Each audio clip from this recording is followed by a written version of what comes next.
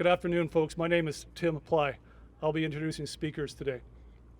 For those of you who do not know me, I'm an employee of the City of Port Alberni, also a resident, and I cannot express how pleased I am that we are all gathered here today on Tseshaht and Hupacasath territory to take this small but very important step of raising Hupacasath and Tseshaht flags at City Hall.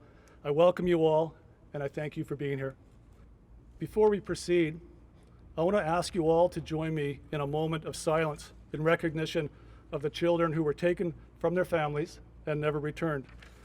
The children whose graves have recently been located, and the many more children who have yet to be found.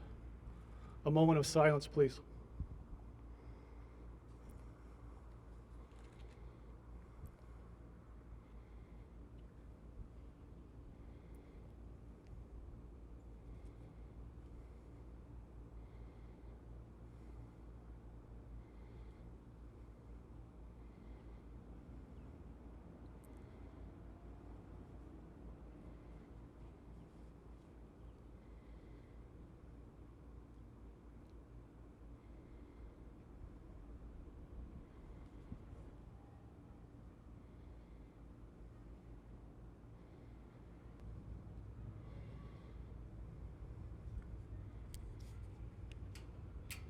Clecco.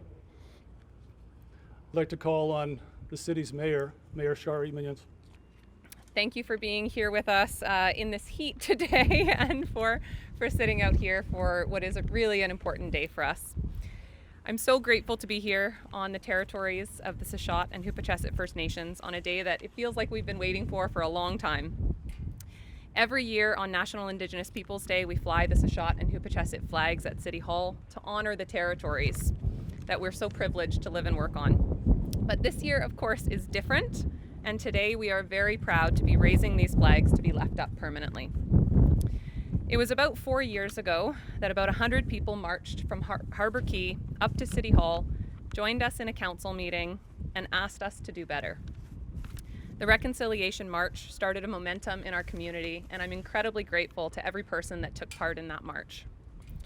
From that march, the Reconciliation Committee was born, and I want to recognize today the committee members, many of whom are here, for the work that they put in. Chief Councillor Brandy Lauder, Anne Robinson, Ian Benoit, Jim Tatouche, Wally Samuel, Sheena Faulkner, and the committee was proudly co-chaired by myself and then Chief Councillor Cynthia Dick. Our flag, thank you, yes, let's clap for them. Our flag raising today is just one of the 27 recommendations that were put forward as a result of that committee's work. And these recommendations have been integral to putting us on a path of healing, respect, and equity. Today we celebrate one of the accomplishments of these recommendations, but we hope, of course, that it will be the first of many. And while these recommendations are incredibly important, the real work and the work I'm proudest of is the relationships that we've been fortunate enough to build over the past few years. Relationships where we can truly work together and feel comfort, government to government, where we're building more trust every single day, and where we know that even if our approaches may differ, we're working together with a common goal of improving the community that we all care so much about. On behalf of my council, I'm grateful to have the opportunity to work with both Chief Councillor Lauder and Chief Councillor Watts, and I'd like to ask two of my councillors to stand and present them with a gift.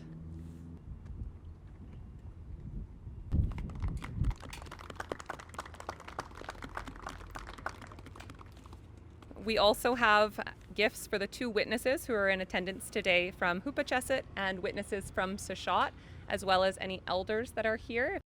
And while we're very thankful to be here today, taking what we see as a very positive and exciting step forward, I want to acknowledge the sadness and the hurt that many in our community are feeling at this time, with the tragic discoveries being made across the country.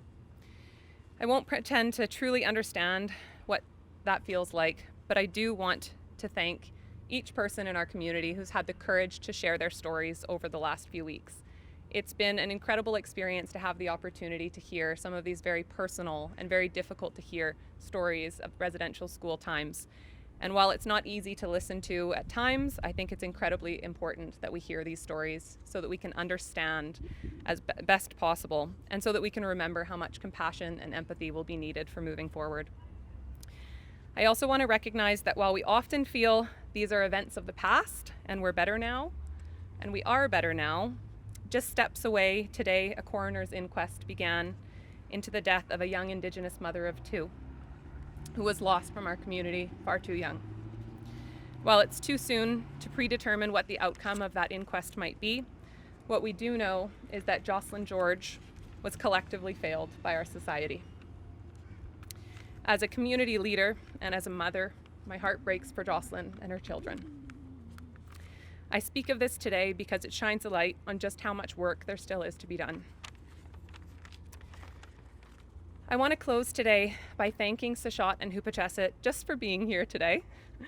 I know that if we look to the past, we can see many reasons to not be here, to not trust, and to not engage.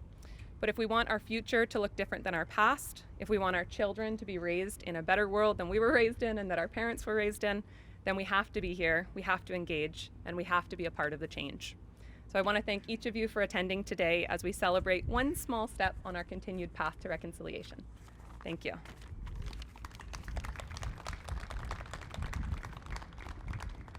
Thank you, Madam Mayor. Our next speaker is MLA Josie Osborne. Josie is also the Minister for Municipal Affairs, and she will be bringing greetings, a message from our Member of Parliament, Gord Johns. Honorable Josie Osborne.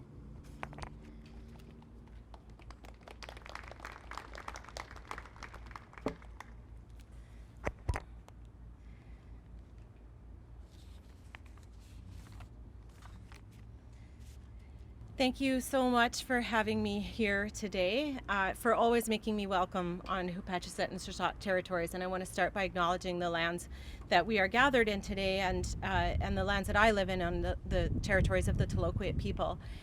It is a great honor to be here and to be invited to speak a little bit. And I want to make a few remarks not only about the event that's happening today, which is significant to see the relationship between the city of Port Alberni and between the nations on whose land the city operates and people live, but also to talk more broadly about the impact of and the meaning around National Indigenous Peoples Day. And of course, it is National Indigenous Peoples Day today, and it's a day where we honor the leadership and the resilience and the strength of First Nations, Inuit, and Métis people across British Columbia and across Canada.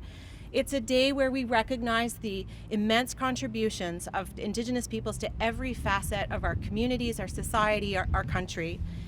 In past years, this has been a day of celebration and a day where we talk and celebrate the culture and all that it gives to the fabric of who we are. But today is also about a call to action of the greatest kind. And as we honor and celebrate Indigenous communities today, we must recognize the systemic racism, discrimination, and intergenerational trauma that Indigenous peoples have experienced and continue to experience. These harms are a daily and lived reality for Indigenous peoples. So today is a day of reflection, and particularly with what has happened, and already Mayor Minions has reflected on this, and I want to acknowledge and share the grief with everybody about what has been confirmed at Tecumseh to Schwetmik and all residential school survivors and their families as they mourn their stolen children. We know that we need to prepare ourselves for more of this to come to light, because we know there are many other sites throughout the province that are still a source of unanswered questions and unimaginable pain for Indigenous communities. So for so many of us non-Indigenous people, this has also been a time of a great unsettling. And it is time for settlers to be unsettled. It is time for us to listen, to learn to live with discomfort, and to take a deep and hard look at our own history. And I do want to speak to those of us here today who are not Indigenous, because clearly I am not Indigenous. It is my responsibility as a settler on these lands to understand my own colonial history and that of this province and that of this country. It is not just enough to learn about Indigenous history from Indigenous peoples. We have a lot of work to do. Reconciliation is a hard, important, and incredibly rewarding journey. We do need to take it together, and our government recognizes the responsibility that we have to advance reconciliation in partnership with Indigenous peoples. This is a journey that we must take side by side, but it's also a journey that we need to take alone, and we need to commit to this on a personal level. It's as deeply unsettling as it is to come face to face with the intention and actions of our predecessors. It is our responsibility to learn about it, to accept what has happened, and to do better, to do far, far better. It is time for us to look inside at our own implicit biases and admit that even today, systemic racism and discrimination still exists. I'm very honored to serve as the member of the Legislative Assembly. I take my responsibility incredibly seriously, not only as an MLA, but also as a Minister of the Crown. And the honor of that relationship between the Crown and the Indigenous peoples, it's a weight, it's a responsibility that I am willing to bear and that I accept. And I make this commitment in front of all of you today. And I know that you will join me in this journey together. I'm very proud as well to be part of a government, as imperfect as all governments are, that has begun to wrestle with the implementation of the Declaration on the Rights of Indigenous Peoples. And the Declaration and the Act that our government has passed is a touchstone on our path forward together. It's a path that recognizes and respects Indigenous rights as human rights, creates more opportunities for people and communities, and commits our government and future governments to action on reconciliation, not just to words. We need to be together and face that collective truth on the generational impacts of our colonial history to unsettle the settlers. We still have so much work in front of us.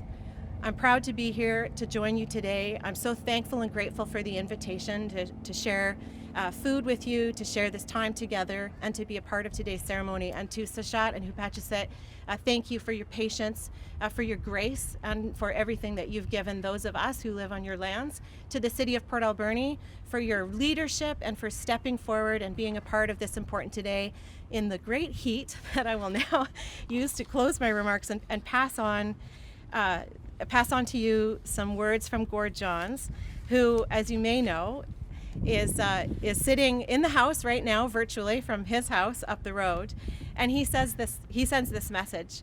He regrets that he's unable to join us today for this momentous flag raising because of his parliamentary duties. He is here in spirit. Claco, claco to all those who have come together to make this happen for our community. May the winds of reconciliation bring these flags to life, and may they wave above our community in the spirit of love, truth, and understanding. Best wishes to all on this National Indigenous Peoples Day. Claco, claco. Chief Brandy Lauder is feeling somewhat under the weather due to her COVID shot. I think I can share that, Brandy, and thank you on behalf of all of us for being here. And so in her place, we'll see Councillor Jolene Dick will bring greetings. Councillor. Good afternoon. Hi. Uklama Suwayakowith. My name is Jolene Dick, and I'm an elected councillor for Hupacasath First Nation. I'm on my second term. The last time that I spoke in front of City Hall actually was a year ago. We were honoring Chantal Moore and her death and the inquiry into her death, and that's the last time I spoke here, but it reminds me of the momentum of when we were all standing here together as a call to action of the grassroots community that really wanted to say, we can do better. We need change. How can I help? And so I was thankful to work in partnership with the elected chief councillor at the time, Cynthia Dick, and we organized a walk for reconciliation because the discussion, just the discussion and the thought of changing a street name or a school name, everyone was upset, everyone was unsettled, all for very different reasons. Was it costs? Is it erasing history? Why are we doing this? Why is this a big deal? And then we've seen some really poor attitudes come out. And then all those that have been learning on this journey about Indigenous peoples knew that we could do better. So I'm thankful that we had that walk for reconciliation where we marched from Harbor Key up here and we told City Council how we felt and how changing things is significant to not only Hupacasath and Tseshaht, but to all the Indigenous peoples that live in the Alberni Valley, in Tsuma us, our urban Indigenous peoples. I think of Wally and how much he messages me, Wally Samuel, as a member of the Reconciliation Committee, always saying, don't forget about the urban. So we cannot forget about the Port Alberni Friendship Center and all the services they offer to our people, to all people in Indigenous communities that live here. Going totally off script of these shorthand notes I made a few minutes ago. I too had a COVID shot and I have not been feeling too well, but it's great to be here to see these flags going up, 2 spots permanently for both nations. And I also want to share that even though Hupacasath put flags up many years ago, it is very much blending the colonial world and the Indigenous world of these are the symbols and the crests of our nation, but it takes a lot of thinking of, is this our flag? So it is movement, we are getting there, and it is special. But when we think of Indigenous Peoples Day, we do need to go beyond just celebrating one day. June is Indigenous Peoples Month. So how can we kick off the month to learn and be with each other a little better and get to know each other a little more? Our languages are at risk, but it's super exciting to see that CBC has, First Peoples Cultural Council has uploaded the Indigenous languages map recently, so you can check out some words and maybe we can have a conversation in our language with each other soon. I know that people know Chu and Kleko, and a lot more people are learning Uklama. But there's some of those special letters that, like fogging your glasses, the sound, that we're gonna have to get there together with. I'm just thankful to be here today and to be able to speak on behalf of Hupacasath and my elected council members, Chief Councillor Brandy Lauder, Warren Lauder, Ricky Lee Watts.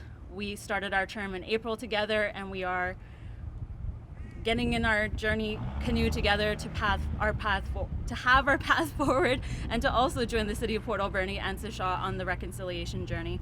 So I think that's all I'm going to say. I'm going to pass it off to back to our MC, Kleko. Councillor Dick. Next is Chief Councillor from Tseshaht, Wamish Ken Watts.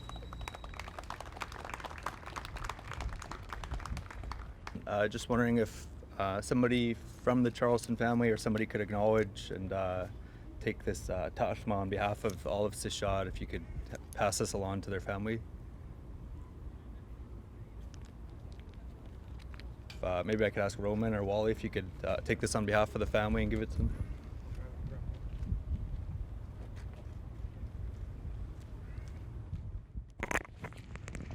And I just want to say our thoughts and prayers are with the Heshquit people and the Charleston family and the Galagos family. Chu Uklama, Wamish, Tseshaht Hupacasath, elected Chief Councillor, Uhukwach Iksu Matilda Atleo, Tseshaht Aksup, Uhukwitach No Iksu, the late George Watts. Tseshaht Mitma. First, on behalf of our Hatwea, that's hereditary chiefs. Maybe we get some more lessons here for people that want to move beyond Chu and Kleko. Our Hatwea is our hereditary chiefs. Hatwith is one. So our first Hatwith, we have Kwatsapi from Makleat. It's Josh Goodwill there. I don't know if you want to give a wave just so everybody knows who you are if you don't know. And then we have Hista Kwahilshir, Sutit for Tseshaht. Sorry, I was trying to pronounce your name, but I have a difficult time sometimes. Darlene Taylor. We also have from our elected council here, we have Natasha Marshall Gallick. And we also have our elder Irene Robinson and our community member Tammy Lucas. First, for those of you aren't aware, that little bit of business we did at the beginning, before we start things, we call it Ta'ashma, and it translates into Cain, and it's about holding up a family who's just recently lost, and so that's why I acknowledged the Charleston and Galagos family. So in this era of reconciliation, I'm hoping I can continue to help educate people about our cultural protocols. First, I want to acknowledge all of our community members and nations that are suffering losses recently. And I couldn't help but look down the road, and I saw the Lucas family and the George family come out of the theater here, and I could feel like a bit of a lump in my throat. And I really want to acknowledge them today. It must be a really difficult day today for them. I'd like to recognize our mayor and our MLA Osborne, and our MP Gord Johns, who can't be here today, as well as the rest of the city council. You know, I was asked earlier, you know, what does this mean today? And I said, you know, National Indigenous Day is a special day for Indigenous people, but it's also a difficult time today for many of our people that may be struggling with the recent news of Tk'emlúps. And it's been a tough time for us as Tseshaht and Nuu-Chah-Nulth. As many of you know, we had the former Alberni Indian Residential School in our backyard, and we have important work to undertake. But I also have seen our people come together in an amazing way, and it's really inspiring and empowering. And I told people I feel a lot of weight on my shoulders, but I also feel more supported probably than ever. And not just prayers and good energy from Tseshaht people and Nuu-Chah-Nulth, but every Canadian. That I get a call a day probably from somebody asking, how can I help? What can I do to help create a better place and ensure people know what happened? So I think today is an example of that. What we're going to be doing today is that recognition of not just territory, but a recognition of a relationship, that we're on a new journey together. And although this flag is, as Jolene said, not a traditional or Tseshaht or Nuu-Chah-Nulth recognition, maybe someday we can move towards a pole being out here in recognition of the territory as well. I want to just acknowledge some of the people that came before us. I was sitting here, you know, looking around, and I was thinking about these flags we're raising, and I was sitting here thinking about all those people that came before us, before me, like my late father and many other leaders in the past, that if it wasn't for them, we wouldn't even be standing here having a conversation. And I always think that they'd be really impressed about the moves we've made and the forward momentum we've made as nations. I just want to acknowledge some of the great work, for those of you who don't know, that we've done as Tseshaht and Nuu-Chah-Nulth people here with the city. If you head down to Tlukwatkouis, our wolf village, you'll see a stop sign that's in our language. That might just seem like a little stop sign to you, but to me that's a big move in terms of our relationship and recognition. You'll see a mural down there. And then you'll, again, as Jolene mentioned, the Nupsi Way at the bottom of Roger. A.W. Neal being renamed, and there's much more to come. And I think that's what's exciting is I've been told by one of our elders pulled me aside before I came up here and said, you know, it's important to acknowledge everything that happened in the past and to really feel for our survivors and all of our people. But what's equally important is that each and every person here to make a commitment to helping create a better country for our kids. I said that if each and every one of the Canadians in this country educated another person about residential schools, about Indigenous people, then we'd probably live in a lot better country than we do now. And so events like this and you know, celebrations like this and raising a flag are just the beginning. So again, I'll tell everybody here that each and every one of you play a role with reconciliation. It's not just between us and the government or the city or the government of Canada or the province. Each and every one of you that are sitting here or standing here all have a role to play. And it's also about our kids. I hope that we can raise a generation of children that end racism. I hope that, you know, I can't change the minds of some people, unfortunately, but we can raise a bunch of children who acknowledge and support not just First Nations, but all cultures. And we need to do better. We need to do a better job educating kids. And I think we're on that path now. So once again, on behalf of our Hotwaya here and all of our elected council and, you know, over 1,200 members now, we want to thank the city for today, and really looking forward to getting out of the sun for a second and helping raise these in a good way. So once again, on behalf of Tseshaht, our elders and our community that's here, we say Kleko, Kleko, Chu. Thank you, Ken. Chu, Tleko, Uxlasis Chabatuk, Istaxila Husit, Chiklisit, Kayukut. My name's Wally Samuel. I'm from Ahouset. I'm a residential school survivor right up here. Many of us have lived in the city of Port Alberni since the 60s. Many of us still live here. This is our home. We thank the Tseshaht and the Hupacasath for always making us feel at home here. And the city of Port Alberni has always been there for us with the Friendship Center. The Friendship Center is our home for the urban Indigenous people. That's where we kept our culture and our ways alive there by our elders back in the 60s. And many of them were survivors. Many of them were survivors. A lot of them were contributors to the economy of the city of Port Alberni. Worked in forestry, in the mills, when it was booming here. And some of them still do. We're homeowners and tenants in the city of Port Alberni. We still practice our culture here. And we're always willing to share it, to let our brothers and sisters know about us, who we are.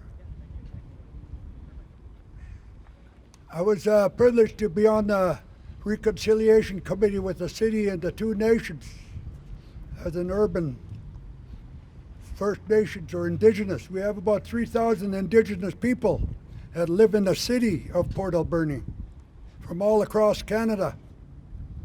We have First Nations from all across Canada here. Anyway, I want to congratulate City Hall for acknowledging our two local First Nations, the Tseshaht and the Hupacasath. And we look forward to a brighter future, to work together. Even in my lifetime, in the 60s, it was pretty hard to be an Indigenous person on the streets of Port Alberni. A lot of us had to fight our way, you know, but we survived. Many of our people survived. Now our kids are born and raised in the city and they're friends with everybody. There's no more, there's less of that racism because we work together, we live together. We don't blame anybody today. What happened to us in the past, it was an old way, an old-fashioned way. A lot of us realize that. So we were looking forward to, again, working together, being together, living together. And again, I say, let's go to the city. True.